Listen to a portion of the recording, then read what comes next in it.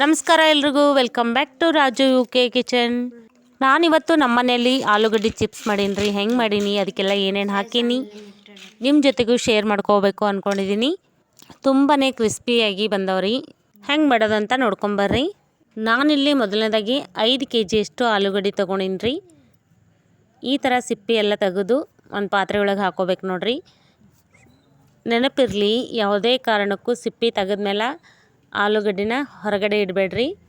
ಇಲ್ಲಿ ನೋಡಿ 4 ಬುಟ್ಟಿ ತೊಗೊಂಡಿನಿ. ಎಲ್ಲದ್ರೊಳಗೂ ನೀರು ಹಾಕ್ಕೊಂಡಿನಿ. ಈ ಥರ ಒಂದು ಪಾತ್ರೆ ಒಳಗೆ ನೀರು ಹಾಕೋಬೇಕ್ರಿ. ನೀರು ಹಾಕೊಂಡಾದ್ಮೇಲೆ ಅದೇ ಪಾತ್ರೆ ಒಳಗೆ ಈ ಥರ ಸಿಪ್ಪೆ ಸುಲಿದಿರೋ ಆಲೂಗಡ್ಡಿನ ಇಟ್ಕೋಬೇಕು. ಆ ಪಾತ್ರೆಯಿಂದ ಬೇರೆ ಪಾತ್ರೆ ಒಳಗೆ ಸ್ವಲ್ಪ ನೀರು ಹಾಕ್ಕೊಂಡು ಈ ಥರ ಚಿಪ್ಸ್ ಮಣೆ ಇದ್ದರೆ ನೀರೊಳಗೆ ಹರ್ಚ್ಕೋಬೇಕು ನೋಡ್ರಿ.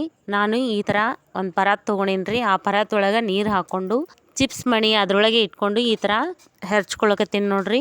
ಈ ಥರ ಚಿಪ್ಸ್ ಮಣಿ ಒಳಗೂ ಬೇರೆ ಬೇರೆ ಡಿಸೈನ್ಸ್ ಒಳಗೂ ಚಿಪ್ಸ್ ಆಗ್ತಾವ. ಆ ಥರ ಇದ್ರೂ ತೊಗೊಂಡು ಮಾಡ್ಬೋದು. ತುಂಬಾ ಶಾರ್ಪ್ ಆಗಿರ್ತದೆ.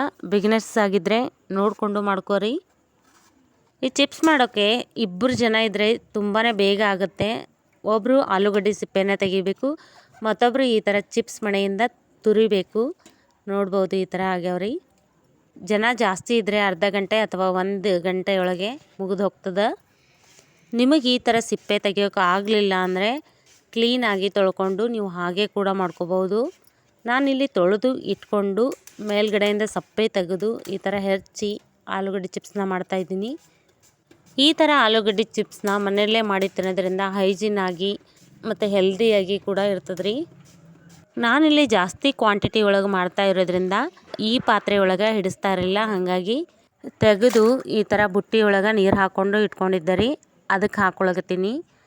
ನೋಡ್ಬೋದು ಈ ಥರ ಆಗ್ಯಾವ. ಇಷ್ಟಿದ್ರೆ ಮೀಡಿಯಮ್ ಆಗಿರ್ತದ್ರಿ. ತುಂಬ ತಿಳುವು ಮಾಡೋಕೆ ಹೋದರೆ ಕರಿಯುವಾಗ ಹೊತ್ತು ಬಿಡ್ತಾವ.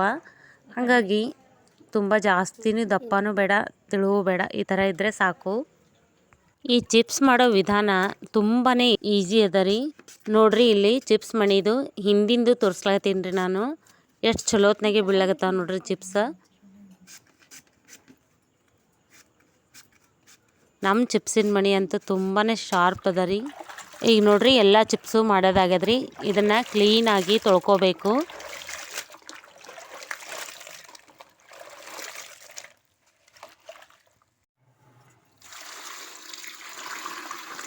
ಈ ಥರ ಎಲ್ಲನೂ ಕೈ ಆಡಿಸ್ಕೊಂಡು ತೊಳಿಬೇಕ್ರಿ.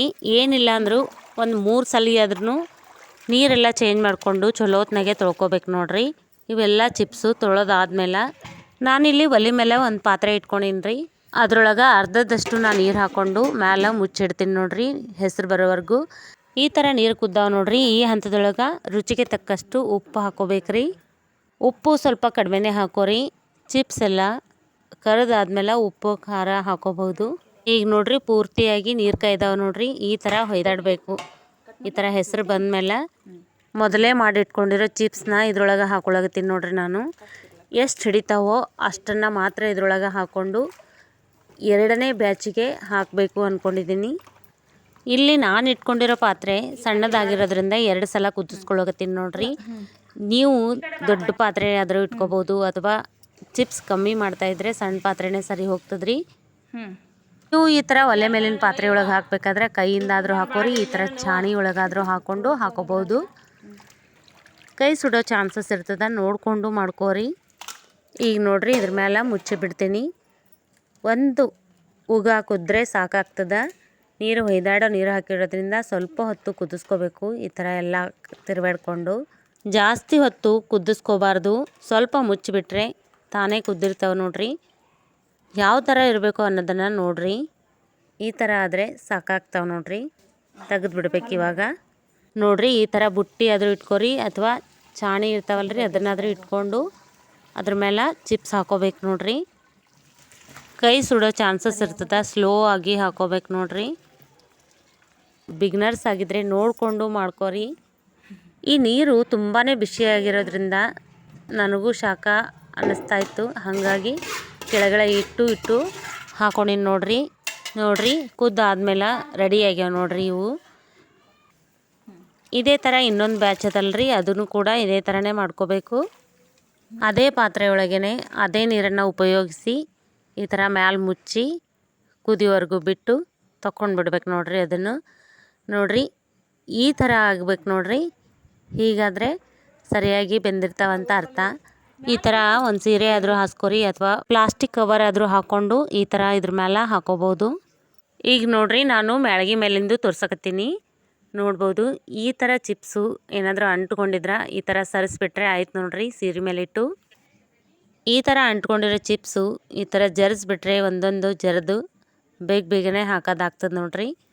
ಇಲ್ಲ ನೀವು ಈ ಥರ ಒಂದೊಂದಾಗಾದರೂ ಹಾಕೋಬೋದು ನೋಡ್ರಿ. ಒಂದೇ ಲೆವೆಲಾಗಿ ಈ ಥರ ಬೇಕಾದರೂ ಜೋಡಿಸ್ಕೋಬೋದು.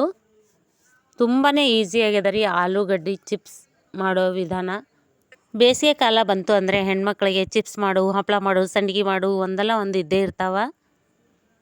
ಈ ಬೇಸಿಗೆ ಕಾಲದಲ್ಲೇ ನಿಮಗೆ ಎಷ್ಟು ಪ್ರಮಾಣದೊಳಗೆ ಬೇಕು ನೋಡ್ರಿ ಅಷ್ಟು ಪ್ರಮಾಣದೊಳಗೆ ಒಂದು ವರ್ಷಕ್ಕಾಗುವಷ್ಟು ಚಿಪ್ಸನ್ನು ಮಾಡಿ ಇಟ್ಕೊಂಡು ತಿನ್ಬೋದು. ಒಂದು ವರ್ಷ ಆದರೂ ಏನೂ ಆಗೋದಿಲ್ಲ.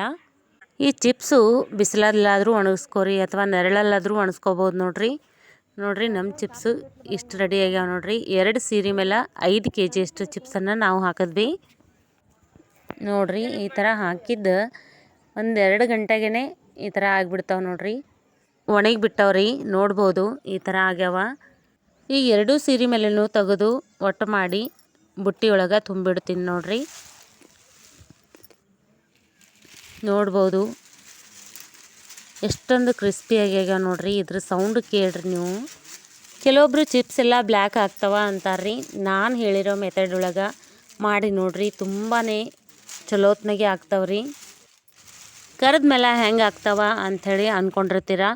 ಇದನ್ನು ಕರೆದು ಕೂಡ ತೋರಿಸ್ತೀನಿ ಬರ್ರಿ. ಒಂದು ಪಾತ್ರೆ ಒಳಗೆ ಸ್ವಲ್ಪ ಪ್ರಮಾಣದೊಳಗೆ ನಾ ಎಣ್ಣೆ ಹಾಕ್ಕೊಂಡೇನ್ರಿ.